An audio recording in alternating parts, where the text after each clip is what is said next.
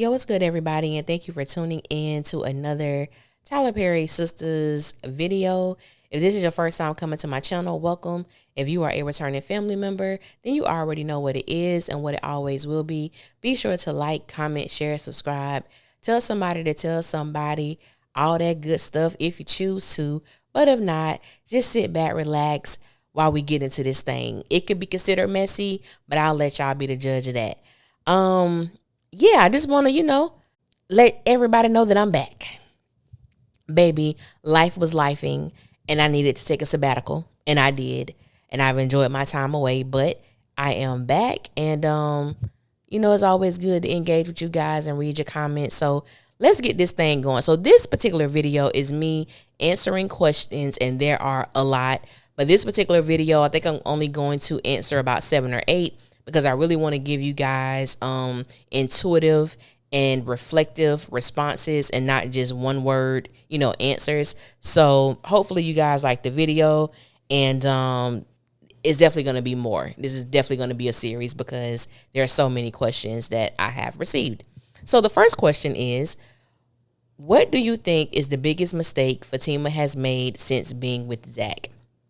This was a really good question, and I'm going to answer this from the perspective of Fatima already being with Zach and already being engaged to him. Quiet as kept. I don't know why Fatima's with the man. All right, I don't know why she with him, but that is a whole nother video for a whole nother day.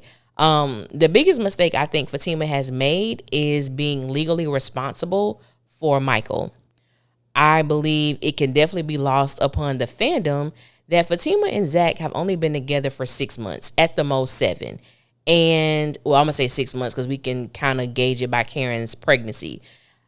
That's not a long time. So not only is she engaged to this man, she is now, a legal guardian, legal parental figure for Michael, a child who has special needs, a child that she really doesn't know like that. I understand the reason why Fatima did it, because they were trying to obtain custody, but I just feel like it was too much too soon. That's the biggest mistake, other than actually being with Zach, that I think Fatima has made in her relationship when it comes to her and Zachary Taylor. Question number 2. When do you think we will see Rico again? Baby, why? Let's be very clear. Rico is not coming back, y'all. Okay? The man is not coming back. We have not seen Rico.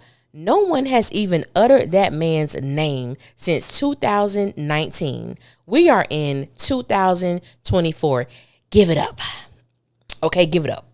There is no need for Rico to be back. Rico does not add anything to Karen's storyline or the story overall for Sisters. He is not the father of Karen's second child or the child. There is no reason for us to see Rico. I think a lot of people want to see Rico for the messiness of it, but even when he was on that one episode, he just really wasn't needed. Like, I understand maybe it was to set up the fact that while Zach was out doing his thing, Karen had her little thing that she would call up when Zach and her were on the outs. But for me, Rico was pointless. And so yeah, baby girl, he not coming back. Why y'all want to see this man so badly? I thought he was, he was cute or whatever, but damn, give it up. Let it go. Question number 3 is, what do you think is going to happen when Aaron finds out he fathered a child with Karen as well? Do you think they will get back together? I think that Aaron is going to be ecstatic. I think that Aaron is going to be overly excited about the fact that he is having a child with Karen, because in all actuality, he wanted that, and he believed with everything in him that he was the father, and come to find out, he is the father of one of these children.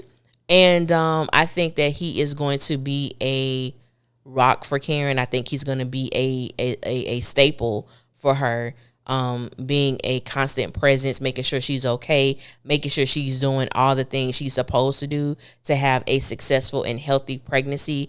I think that also it's going to be interesting seeing Aaron in this position in this particular dynamic with Karen, where it's not romantically based, but he's still going to be in a position to demonstrate his love and concern for her. And I am excited to see that, because Karen does not have the best support system at this time. So it will be interesting to see that she does have a constant person there to, ensure that she's doing everything she's supposed to do with the pregnancy. Do I think they're going to get back together? I hope so. I definitely believe they are, but this is the way that I'm seeing it in my mind. I don't want Aaron to be, I don't want to say the aggressor. Karen is just going through a lot, and it might not be, the best time for baby girl to try to begin a romantic relationship, but this is sister, so we know that's probably going to happen. I would like to see Karen kind of take more of the lead, because toward the end of their situation, Karen really was not reciprocating any of the romantic gestures or the emotional advances, I guess, that Aaron was making. And I have not always appreciated how she has treated him. Anytime Karen believed that there was a glimpse of hope for her and Zach, she kind of gave Aaron her ass to kiss. And that is something that I definitely, go back and forth with, because I feel like Aaron is a good guy, even though he came with a lot of baggage. I believe that his love for Karen and his concern for her is genuine. And sometimes, that can get clouded when someone has all this extra baggage that comes along with them. So yes, I do want to see them together, but I want to see Karen make more of the effort. But like I said, this girl about to have twins, about to have 2 kids at once, and I just don't see it happening. But because it is sisters, and we know they thrive off of relationships and messiness and sex, I can definitely see it going that way. And if it does happen, that's the way that I want it to go. So the next question is, what character surprised you the most for the first part of season 7? I would definitely say, I'm going to start with, it's 2 characters actually. The first one is Pam. And the reason why I say that Pam surprised me is because we are so accustomed to seeing Pam one way.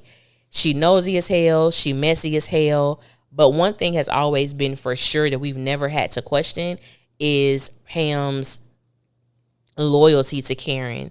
That she truly is that ride or die friend. She truly does have Karen's back, not only in business, but personally as well. We always saw, especially when Karen found out she was pregnant, we definitely saw, Pam step up a little bit more when it came to her being a friend, making sure that Karen was eating, making sure that she was getting the rest and the breaks that she was supposed to have. But this particular season, the beginning, we saw Pam take a more serious approach to her entrepreneurial journey. And it's been beautiful to watch. And not only that, to really see Pam express how she feels about Karen. Because sometimes, even in, close friendships, sometimes it grows stale because you're just familiar with that person. But rarely do you tell that person how they have impacted your life, how they make you feel, how appreciative you are for their presence, so on and so forth. So that was probably one of my most favorite moments of season 7, was seeing, Karen really hearing Pam and Karen being receptive to the things that she was saying.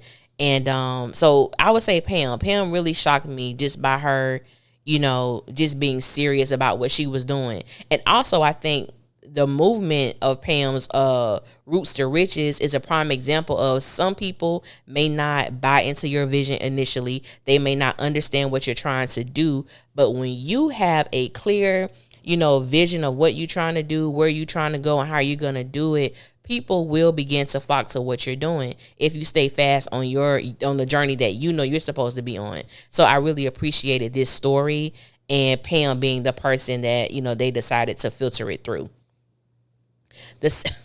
The second person is Gary. I know y'all don't like him. I don't like him either. But I think Cheeto is doing such an amazing job portraying Gary's crazy, psychotic ass that it has become very entertaining to watch. We have watched the character of Gary get more diabolical season after season, episode after episode. He truly has become a worse version of himself every time I see him on the screen. Every single time. And it is immaculate to me. Even though he is the villain, I have enjoyed watching this story unfold because I really don't know where they're going to go with this. You know what I'm saying? But even though he's the villain, he gets on our nerves and he is a straight up demon. I am enjoying him. I don't really know what that says about me, but I really am enjoying Cheeto's portrayal of Gary in this moment. Next question. Do you think Zach ever got over Karen? Messy, messy. But no, I'll say this. I do not believe that Zach effectively healed from his relationship with Karen. I'll say that. And Zach also strikes me as the type of man who seeks companionship and a nurturing environment. And at the time that he was breaking away from Karen, Fatima supplied both of those things. She really didn't require him to do any work when it came to him maneuvering and healing through his emotional state when it came to Karen. And I think being with Fatima was easy. I did not say Fatima was easy, even though she gave it up on the first night. Anyway, I said that I believe being with Fatima was easy. At the time, she stated that all she wanted was sex. And when we began to see her change emotionally, she still really didn't require anything from Zach until his baggage or his past showed up at their door with a child on her arm. There really was no requirement. There really was no need for him to step up. What we saw in the beginning was Fatima truly, I would say giving her best representative of, you're going to be great, you're good, affirming Zach. And to me, Zach had not done anything except for blow her back out because I remember she stated to him that she saw so much potential in him after being in his presence for maybe an hour, if that. So I really thought Fatima was running game because I'm like, there is no way. There is no way. Like, what are you seeking with this man? And I feel like Fatima knew from the jump that Zach was still in love with Karen. I mean, hell, she dropped him off at the hotel that the girl was at. So it wasn't like she was oblivious or blind to anything. And I think that some of her feelings to me, I will say, is like, well, what do you expect? You knew this from the beginning. So do I think that Zach is still in love with Karen? Or has he completely gotten over her? No, I don't believe he has. I really don't. Now, is he in love with her? Sometimes I feel like he is, and sometimes I feel like he isn't. I really believe that if Zach really allowed himself to really process his emotions about how he feels about both women, it may surprise us. But again, this is SISTAS, so ain't gonna really get that deep. So the next question is, and this was a really good question. What has been the biggest lesson you've obtained since watching SISTAS? And I really thought about this question because I'm like, has this show really taught me anything that I didn't already know? And the question is no, it hasn't. But this is such a loaded question because my answer is vast. But I'm gonna try to edit it out as far as what I want to say here. I would say that the biggest lesson I've learned has not necessarily come from the show, but it has come from the fandom. And what I mean by that is I have realized that there are so many broken women. There are so many male-identified women. There are so many male-identified women who don't know that they are male-identified women. There are many women who consistently choose to be with someone who's mediocre or just good enough, all for the sake of saying they have someone. And I say that because I really look at the dynamic between Zach and Fatima. And I really believe that if Fatima was operating on her highest level, she would not even entertain Zach. She may have sex with him. I'm not saying she wouldn't, but she definitely would not be dating him exclusively. And she damn sure wouldn't be engaged to him. That's what I personally believe. But it's for the sake of having somebody because she don't want to be alone. And I think that is a generalized emotion that a lot of women feel when you're on the cuff of and you in your mid-30s and you're really not with anybody. So you kind of settle for the first person who smile in your face or for the first person who give you a great orgasm. You know what I'm saying? I think that's what we're watching, in my personal opinion, when we look at the dynamic between Zach and Fatima. Also, I feel like a lot of older women need to shut the hell up. And I mean that in the most respectful way as possible. We are not the generation of don't blame Mr. Charlie because Mr. Charlie is just the man and he's doing the best he can. No, ma'am. Mr. Charlie should have been held accountable. And we are not going to put that weight or burden on women as if it is our responsibility or job to build up men. Now, I am not saying that you shouldn't affirm your man, that you shouldn't pray for your man, that you should not, put your man in a level or a lane of success. But if that's not being reciprocated, you need to let that joker go. Because a relationship is a mutual, beneficial partnership. It should not be where on the scale where you all the way down and he all the way up. That's an issue. That's a problem. And it's just very interesting.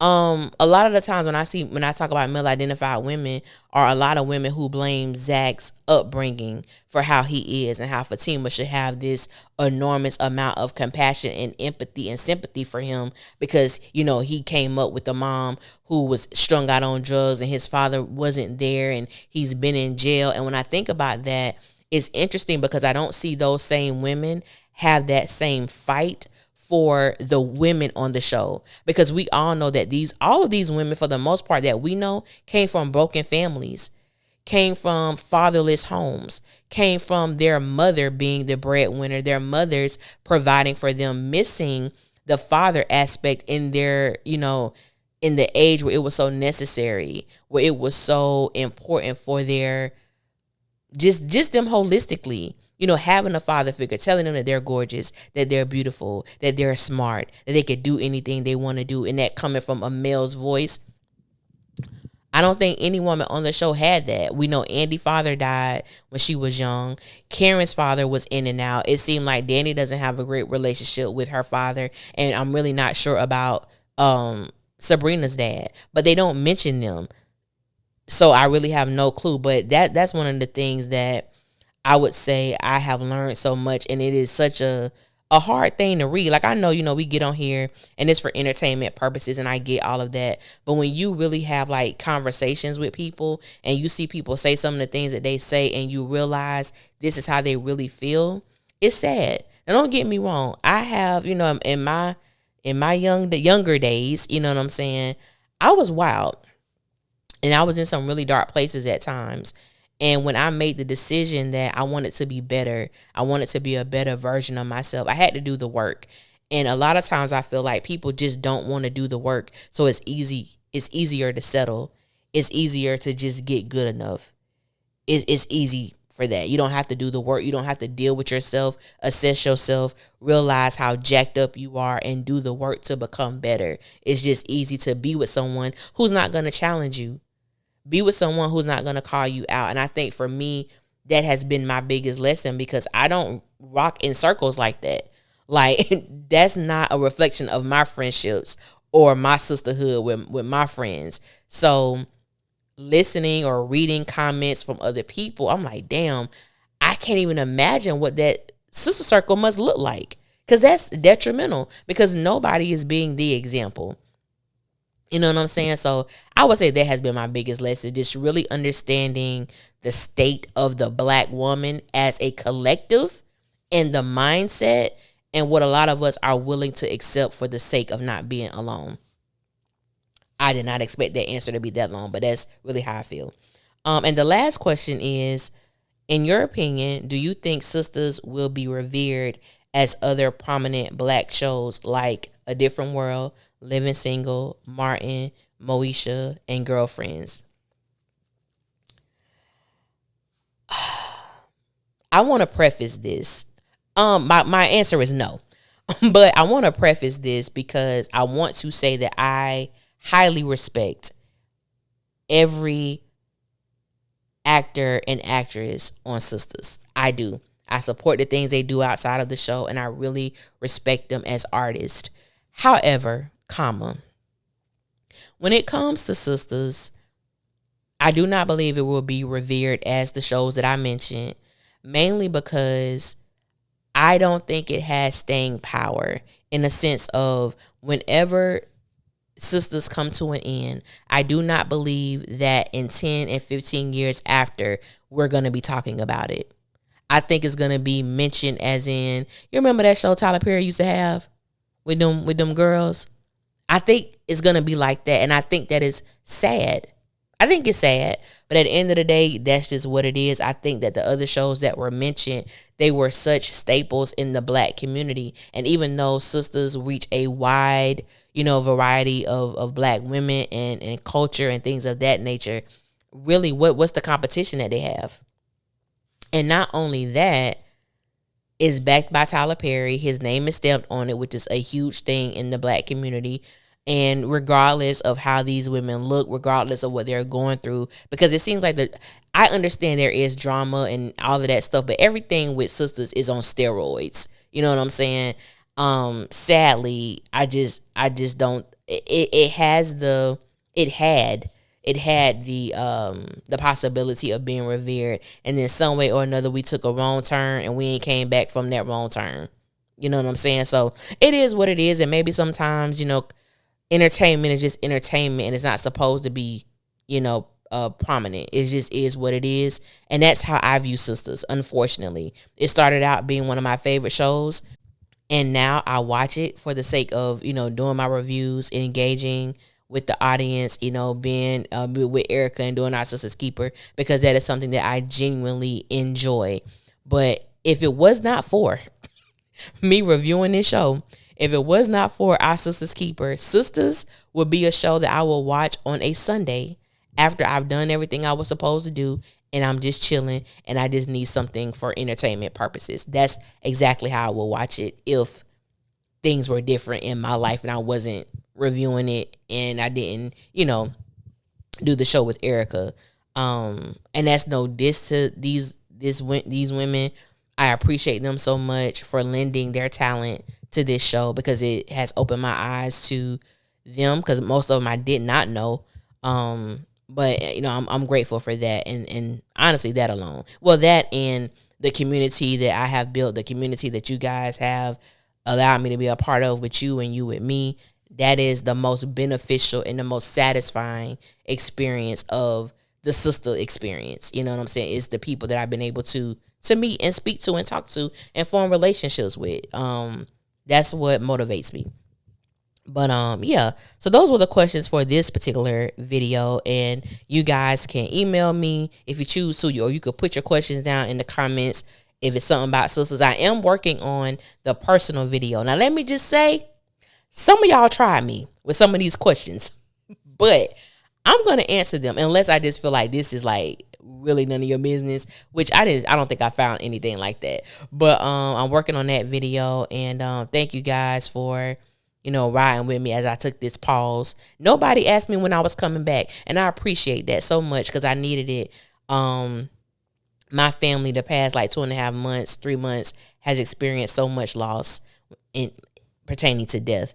And it's been a lot. And so I just want to say, love on your people, hug your people, spend time with people, call that person who's been on your mind, text that person who's been on your mind that you keep saying, I'm going to do it tomorrow, I'm going to do it tomorrow, I'm going to do it tomorrow, and you never do. And sometimes that person may never experience tomorrow. So just make sure somebody fall on your mind, pray for them, reach out to them. That's what I'm doing. Somebody fall on my mind, I don't care who it is, I'm going to pray for them, and I'm going to reach out to them and see what's up.